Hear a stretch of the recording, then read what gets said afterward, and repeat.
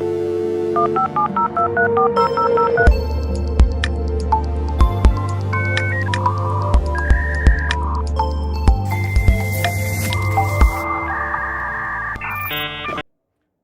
good morning and welcome. We're back at Security Summit 2025. We are on day 2. First up though, we have an interview and let's get right to it. I'm joined by Dirk Kotze, Information Security Officer for the personal segment at FNB. Dirk, welcome. Thank you. Cool. Thanks, Adrian. Nice to have you in. Starting the day on some proper interesting topics rather than me and some of the other hosts just chatting nonsense. But let's get going. So in your talk, you talk about, are you talking today? I am talking today, Okay, yes. cool. So we're going to talk a little bit around what your discussion topic is, which is unlocking executive buy-in for security. Yes, that's correct. Okay. So in your talk, you talk about buy-in from executives without resorting to FUD. FUD, for those who don't know, and I didn't know, is fear, uncertainty, and doubt. What's the motivation instead of FUD? If you're not kind of selling fear, how are you getting that buy-in? What's the carrot that you're kind of putting for executives? So I suppose my problem with FAD is this. It's a limited use tool for the simple reason that you can use it once or twice and then folks get used to it and then people don't respond to it anymore. So it's psychologically not a useful tool to continue using. And I think, unfortunately, security often goes for that because we have the big threat, the hackers are going to come into your system and steal all your data, and then there's going to be a huge potential loss. I mean, Astral had a loss this year, I think of 20.3 million or something like that. Due to security, there was another loss at, I think Marks and Spencer had one recently, the ransomware breach. Yeah. I think in Rand, that's something like 57 billion Rand. So it's easy to play the FAD card, but the problem is folks resent being treated like children and being made afraid. And I think that stems in how they deal with security. Unfortunately, it's easy if you're a consultant, you come in once and you want to sell an idea, then FUD works fine. But if you're a partner, you work with folks on a day-to-day basis, you need to be a bit more subtle. What I find works better is take the problem, strip away the complexity, find a compelling story to tell about the problem that relates it to a real world thing. Because I often joke and I say, technical experts speak Mandarin amongst themselves. We speak tech, and it's this very specific language that we speak. Yeah. But the execs don't speak that. Sure. They speak French as a lingua franca when they go into their business rooms. They speak business. And if you don't translate stuff into business, their eyes glaze over, they lose you, and they don't care. Yeah. So you need to find a way to strip away the technical part of your issue. That's your problem. That's not the exec's problem. You want to bring the business need to them and explain to them, hey, we have this particular problem. Here's what I think we should do about it, but do it in a way that's compelling. And once you do that and you start partnering with them and translating it like that, I find the business actually reasonable. They're sharp guys. There's a reason why they're an exec.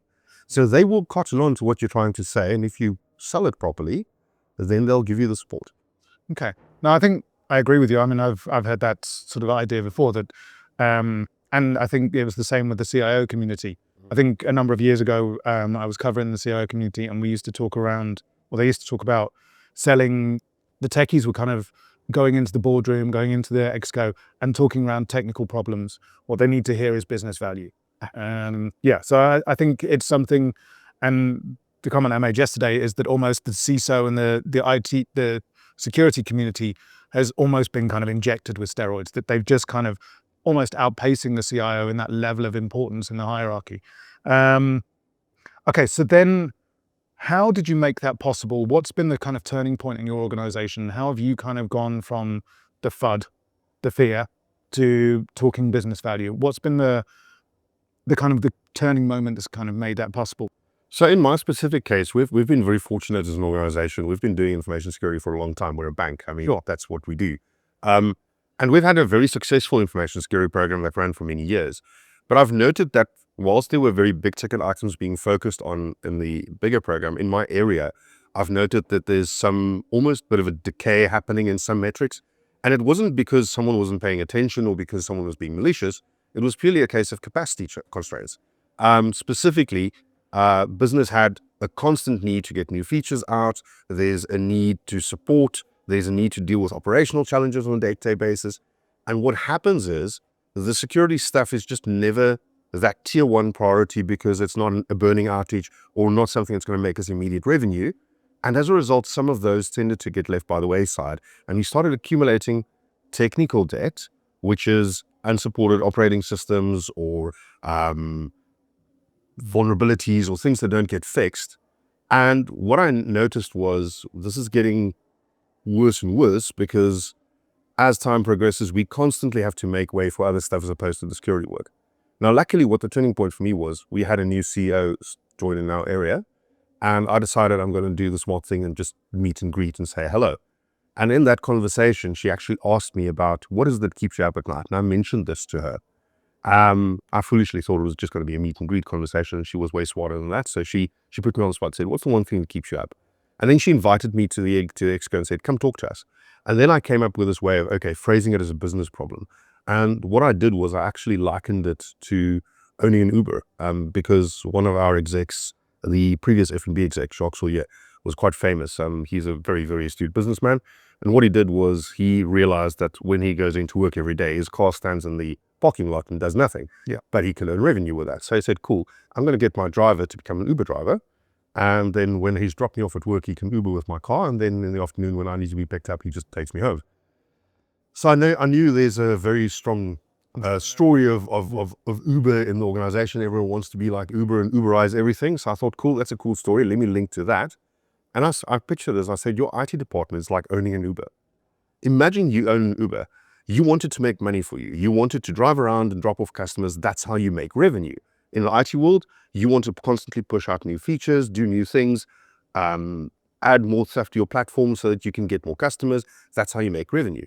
The problem is, cars like IT need maintenance. Every so often they need to go into the shop and you need to go and do some repairs. And the problem is, the moment your car's in the shop, there's no revenue coming in that day. So there's almost, you don't want to do that because you're going to miss out on the revenue. And so you rather postpone the service. And sometimes you've got a leeway on a service, right? So if you've got a maintenance plan, you've got 1,000K each way where you can not do the service. Or if you're not in a maintenance plan, well, as long as something major doesn't break, if you do your service every 18 months instead of every 12 months, it's fine. Long story short, I pictured to him and I said, this is your check engine light conversation. If your check engine light goes on, you think about it differently because if you continue driving your vehicle now, chances are you're going to have to make major repairs. So it's, again, taking the complex problem of capacity. I never spoke about capacity. I spoke about doing the right thing. And everyone agreed, obviously the right thing to do is take your car into the shop, then you get it serviced. Mm-hmm. So I said to them, well, the same thing is happening in your IT department. We're constantly not getting to security. We can't take the IT car into the service bay and work on it because we constantly need to push new features and do all operational stuff. How do we fix this? The way we fix this is, let's get dedicated capacity for security on a monthly basis. Give me 20% of our iteration capacity so that we can push security work in there. And they agreed to that. Okay. Nice. So you talked about technical debt. And in your presentation, I see you're talking around security debt. For perhaps the uneducated, and obviously I don't have a mirror, but it would be looking at me. Can you talk us through what security debt is? Should it be treated like financial debt? And yeah, how do you get non-security people to buy into the analogy? Okay, so I think for me, I needed to find a term that would resonate. Mm-hmm. Folks in our organization are already aware about technical debt. And security debt actually there's a pre-existing term. I didn't come up with that. But security debt is similar to technical debt, but it speaks to security. So where you accumulate security fixes that haven't been done, similar to how you accumulate technical debt. It's where you were supposed to upgrade, supposed to move to new stuff, and you haven't done so, and things start creaking along because of it. And we're a bank, so the whole idea of debt really just works, right? So again, choose your audience. Yeah. And I knew debt would fly. So I went with security debt to just term it as, what is this almost languishing of our security estate we're seeing? And that worked quite well. Folks bought into that. Okay. Another thing that you're talking around is dashboarding and behavioral science to influence behavior. Now, coming from perhaps a communications background, that whole kind of culture within the organization and kind of changing culture fascinates me on one level. So what specific kind of behavioral insights or nudges have you kind of used to encourage business units to kind of participate in your way of thinking and kind of security? So what I did was I came up with 3 key metrics. We used unsupported software, vulnerability age for critical and high-risk vulnerabilities, especially those beyond our policy guidelines. And the last one was pen test results. So again, anything that's rated medium or higher and over the days specified in our policy. And those were the three key things that I kind of could latch onto and made very concrete. This is data, you can't argue with it, there it is. So what I did was I basically just put those three in a little diagram and I colorized each of them. So are we green, red, yellow, orange, whatever on that. And then I rated each of the business units an overall score based on how they're doing on those three fields. And interestingly enough, what immediately happened is they almost started to become a bit of a competition between the business units. Okay. Because suddenly you can very easily spot who's doing the worst, who's doing the best. And as it typically goes, you know what the old saying is, the reward for good work is more work. So the guys who do well, they don't get focused on that much. But the guys who did poorly, hey, why are you lagging? What's happening here?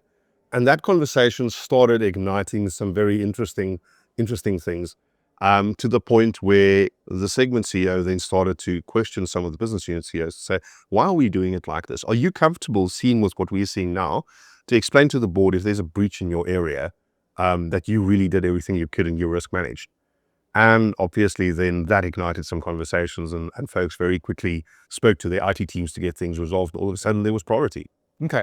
So, I mean, you mentioned the competition. I think in the questions that I kind of came up with, I was thinking that you're kind of gamifying it. Yeah. I mean, but obviously you're kind of relying on the CEO to kind of drive that. Was there like a board somewhere? Was there a screen somewhere where people could see we're not performing as well? Like, did you have to do that almost show and tell with them? So I kind of did that as a show and tell at our quarterly sessions, and I made sure I had very good advice from a mentor once, and the advice was this: you should never ever surprise people in a meeting. Mm-hmm. Nothing you say should be new to them. So what I did was I was very clear a week or two before the meeting, before I handed my pack in, I would actually sit down with the execs and say, listen, here are your stats. Are you comfortable? This is what it is. It is what it is. Okay, this is what I'm going to say. So folks at least knew. But I quite like your idea. I think maybe as a refinement or version 2.0 of my security data strategy, maybe what I should do is have like a website and a leaderboard published somewhere where you can kind of gamify it or give awards or something. Yeah. That'd be really cool. Okay. All right. You just put a little copyright, Adrian. Yeah, definitely. I like that. Cool. So based on your experience, why aren't business units buying into security? What's kind of holding them back? I'll be honest, I think the sad thing is there's just so much to focus on. Okay. If we think about it, business in South Africa is in for a tough time. Yeah. The economy is growing. I heard a stat this morning. I think last quarter's GDP growth was 0.1%. I mean, our population grows with 1.5% a year. So we are just languishing. That means you need to work so much harder. You have to hustle so much harder to get increased gross profits, increased revenue, because if you don't, your shareholders are going to be upset. So now you need to deal with all of that. And on top of that, you need to get out new features, you need to maintain whatever's happening, and you need to do security and you need to do other stuff. So I think it's a case of just, you don't see the forest for the trees. And now what happens is, if we start having targeted conversations, you just remind people, hey, there is this risk. You know, there's a risk that your business won't give you your IT bonus if your systems fall over because you didn't make your uptime, sure. But you know, it's a completely different conversation if our data gets leaked and you have to make it complete, or the information regulator gets involved. Then all of a sudden, folks are going to be starting asking really hard questions, and folks may be struggling to motivate why they should be kept around if they made mistakes like that. So it's a different thing. You just kind of remind them of that existential risk and help them have that reframing in that conversation. So there's a philosophical question that one of my colleagues came up with, and he was so pleased he came up with it. Is trust dead? And I think from a banking point of view, you know, I heard that one of the competitive differentiators potentially for banks is going to be security. And I think as we kind of grow more digital, as community or the society grows more digital, we rely on banks. But if trust isn't there, then like, how does a bank survive? I think it's exactly that. I think one of our big competitive advantages in the industry is if you've got a good name, your customers trust you, then they're willing to trust you with their money, with their finances, with their business, with everything else. And trust is such a fundamental thing in banking. And I think what we often forget is if we breach trust just once, and then it's gone. Yeah. I think it's Warren Buffett that has this beautiful quote. He says, trust is incremented over many years and lost in an instant. I think, in fact, there's a Dutch proverb that says, trust walks slowly, but rushes away in an instant. Sure. So it's that idea of you build trust over many years and you can lose it in an instant, and then it's gone and you can't build it back up. So it's so key to keep reminding ourselves that security should be at the forefront of what we're doing constantly. Okay. And then perhaps my last question is around cybersecurity, the perception amongst the kind of the wider internal audience, certainly. What's the one myth about cybersecurity that you think South African business leaders just believe that we know isn't true? If I had a rant for every single time a leader asked me the question, have we done enough? Are we secure now? And then I have to always fight myself and keep a poker face because I want to burst out laughing and go, hell no, we'll never be safe. Sure. And I think the appropriate response to that is we can never do enough. It's a constantly evolving world. The threat is constantly evolving. Our attackers are getting smarter. Our adversaries are getting smarter. And they're treating it as a business as well. They're hiring. I heard yesterday in the conference, folks mention that there's like organization to the cyber criminals. They actually hire people, and they have like internal gamification and competitions, and they have fights in between them because I have this ransomware client and I owned them so much last time. Now you stole my clients. It's kind of that. So Wow. So it's. I don't think we realize how organized the opposition is. Yeah. And if we're not constantly evolving and constantly adding to our security capability, that's going to leave us in the dust. And hence, I think that is the common misconception. We've now done enough. We can move on with other business. No, this is a continuous item on your agenda. It will always require attention and we'll always need to improve. Okay. Dirk, that's been fantastic. Thank you so much for your time. Lovely. Ladies and gentlemen, that's been Dirk Kotze, the Information Security Officer for the Personal segment at FNB. Please stay tuned. We'll be back shortly with the morning show.